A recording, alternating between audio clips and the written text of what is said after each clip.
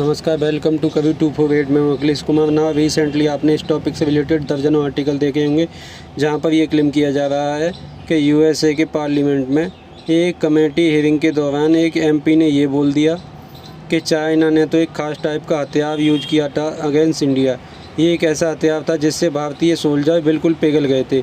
यहाँ पे आप देख पाएंगे article, literally met Indian soldier US senator claim China use electromagnetic weapons.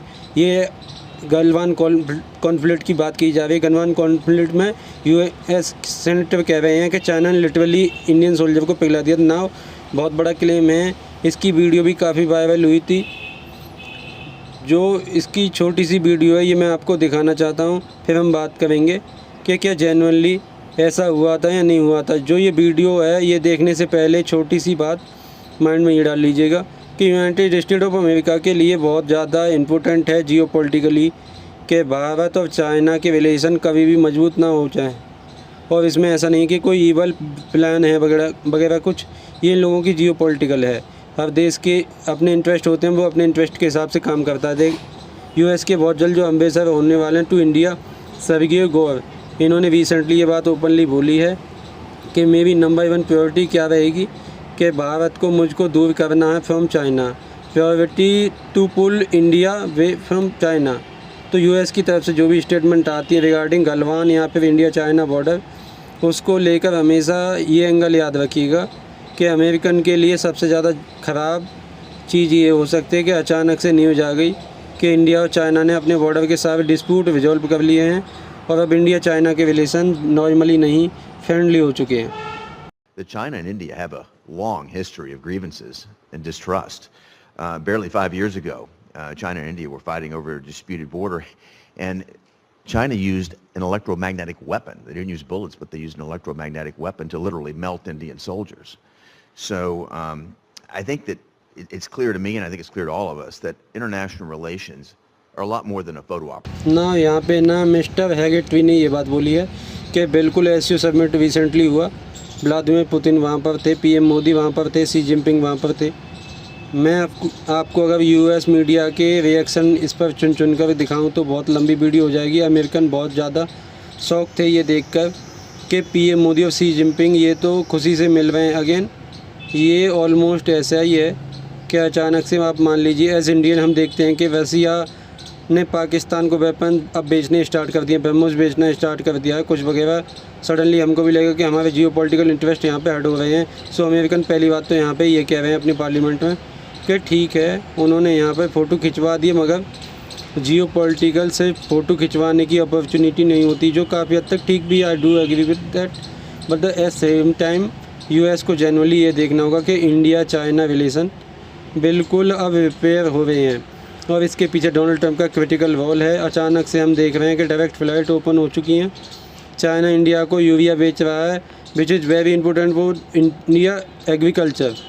US दुनिया भर के सैंक्शन टैरिफ लगाकर भारत की जीडीपी को कम करने की कोशिश कर रहा है। All the things are happening. हम ऐसे नहीं कर सकते कि this is happening India China relation बेहतर है। मगर आप एक बात ये भी नोट करोगे कि 5-5 साल पुरानी ये जो गुमनाम सी कोई रिपोर्ट थी ना, उसको भी कोट किया जा रहा है यूएस पार्लियामेंट में। अब यहाँ पे आपका सवाल आएगा कि जो इन जनाब ने बोला है कि चाइना ने ना कोई इलेक्ट्रोमैग्नेटिक वेपन यूज कर दिया था इंडियन सोल्जर पर, उससे इंडियन सोल्जर पिघल गए थे, ये क्या रियल है? आई मीन सोल्जर का पिघलना, दैट बिग स्टेटमेंट ना। यहाँ पे मैं आपको बताता हूँ कि ये जो न्यूज़ है किस तरीके से सबसे पहले अमेरिकन मीडिया ने ही पब्लिश करी थी और बाद में अमेरिकन मीडिया ने इसके बारे में क्या कहा था ना। यहाँ पे आप देख पाओगे, आपको एक आर्टिकल दिखेगा नवंबर 2020 का आर्टिकल छापा है, वॉइस ऑफ अमेरिका ने।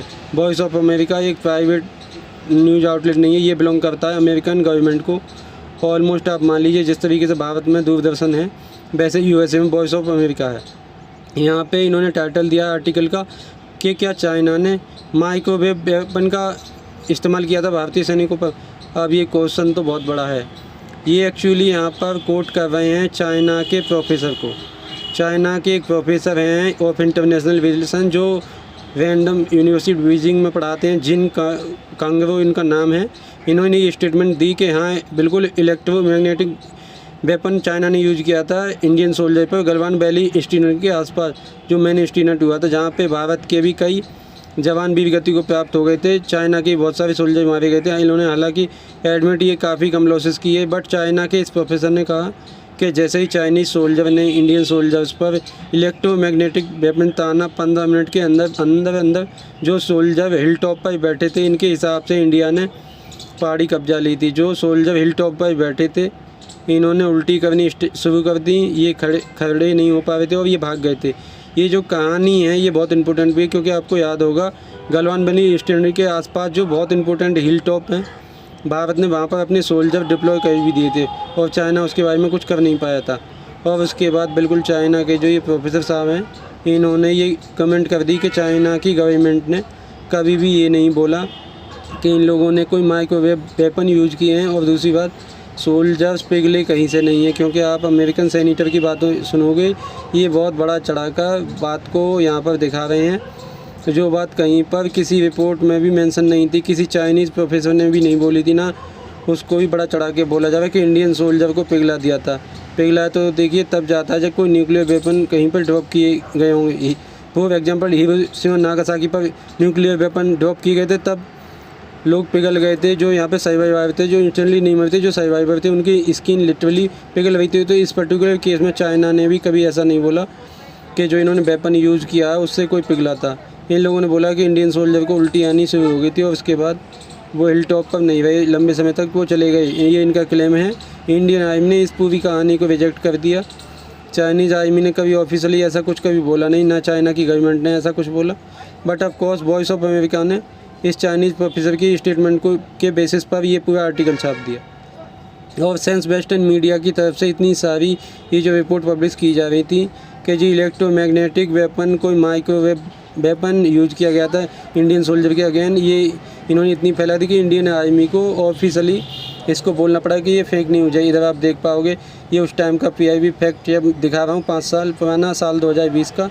इंडियन आर्मी का ऑफिशियल जो ट्विटर x.com का हैंडल है, ये यहाँ पे कह रहे हैं मीडिया आर्टिकल जो कह रहे हैं कि कोई ये माइक्रोवेव वेपन्स यूज़ किया गया था, ये फेक न्यूज़ है, ऐसा कुछ भी नहीं हुआ था। इधर आप देख पाओगे द टाइम्स की ये न्यूज़ है, ये टाइम्स UK का नाम आउटलेट है, द ऑस्ट्रेलियन की न्यूज़ है। Chinese forces turn to stage हिलिप्स occupation, I mean so funny. इसमें पैटर्न देखिए, चाइना के प्रोफेसर ने बोला कि हमने थोड़ा जिससे उन्हें उल्टी आ गई, वेस्टर्न मीडिया थोड़ा और ऊपर ले गया कि नहीं पिघल गए सोल्जर। फिर अब USA के सेनेटर अपने पार्लियामेंट में बैठ कर 5 साल पुरानी फेक न्यूज़ को फैला रहे हैं और कह रहे हैं कि देखिए अभी PM मोदी अगर मिले भी शी जिनपिंग से तो क्या हुआ, चाइना ने तो इंडिया के सोल्जर पिघला दिए थे। So again this is part of geopolitical sense. और दिस शो कि कैसे कई अमेरिकन में जनरली कंसर्न है कि डोनाल्ड ट्रंप की पॉलिसी की वजह से USA को इरिपेबल डैमेज ना हो जाए इन जियोपॉलिटिकल। और अगेन ये बात सिर्फ मैं नहीं कह रहा, ये बात ट्रंप खुद कह रहे हैं। इंटरेस्टिंगली रिसेंटली डोनाल्ड ट्रंप से पूछा गया कि ये जो आपने इंडिया पर ये लगा दिए टैरिफ सैंक्शन, जो भी इनको आप कह लीजिए, इसका आपको लगता नहीं कि नेगेटिव इम्पैक्ट होगा? कि ट्रंप ने कहा हाँ बिल्कुल होगा, मैंने जो काम किया है ये आसान चीज़ नहीं थी, मुझे पता है कि इंडिया के साथ इससे रिलेशन ख़राब होंगे, इट कॉजेज़ ये रिफ्ट इस इंडिया। मगर ये कह रहे हैं कि कहीं ना कहीं मुझको कुछ स्टेप लेना था, बट एट सेम टाइम ये कह रहे हैं कि ये वो प्रॉब्लम है, ये हमारी प्रॉब्लम है नहीं। And remember this Europe problem much more than I put 50% tariff India, that is not easy thing to do. मुश्किल निर्णय था मेरे लिए, this a big deal and कोशिश विप और मीडिया। अब यहाँ पे यही है कि इंडिया के साथ कितनी बड़ी विफ्ट इन्होंने कर दी है। आई थिंक पर्सनली जो मैं रिपोर्ट पढ़ रहा हूँ चाइना से, जिस तरीके से वो एक्ट कर रहे हैं, चाइना डोनाल्ड ट्रंप की इस गलती का पूरा फ़ायदा उठाने की कोशिश करेगा।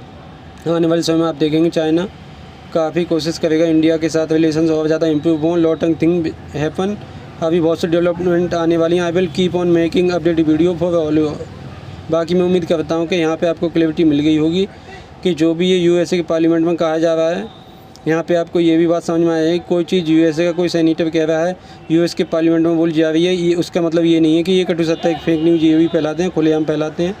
ये कुछ यहाँ पे इंडियन सोल्जर पिघले नहीं थे, बट इनके लिए बोलना बहुत इम्पोर्टेंट है कि ऐसा हुआ था, ताकि इनका नैरेटिव जो है कि इंडिया चाइना रिलेशन बहुत ही ज़्यादा ख़राब हैं, ये आगे बढ़ता रहे। इसी के साथ ये वीडियो का अंत। Thank for watching. Measure the God watch over you.